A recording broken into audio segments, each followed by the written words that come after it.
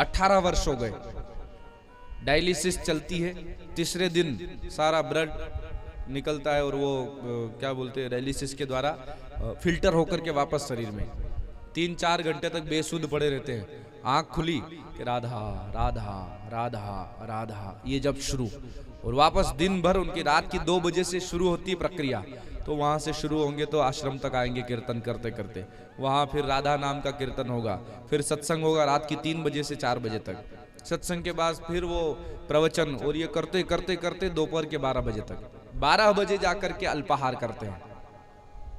और फिर भी उनके चेहरे पर देखोगे ना तो आपको देख करके लगेगा कि शायद इनके नक में रोग नहीं है, इतनी चेहरे पर खुशी, इतनी चमक, इतना तेज क्यों है? क्योंकि संतुष्ट हैं।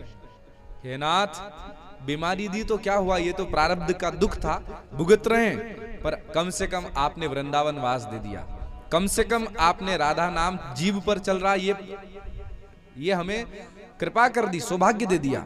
उसी प्रकार आप बहुत भाग्यशाली हो।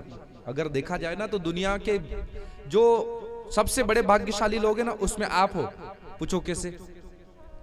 अरे बाबा, महाकाल ने अपनी गोद में निवास दिया है। ये पूरी अवंतिकापुरी क्या है? बाबा महाकाल का कैलाश पर्वत है, ये उनकी गोद है।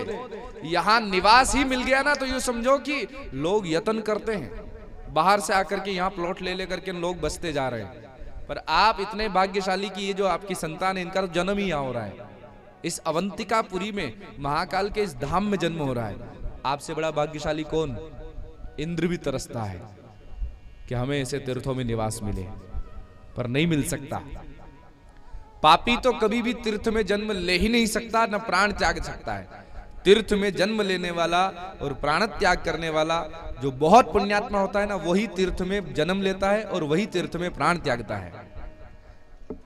पहला भाग्य आपका कि आपको तीर्थ में जन्म मिला। अब अच्छे कर्म अगर कर लिए तो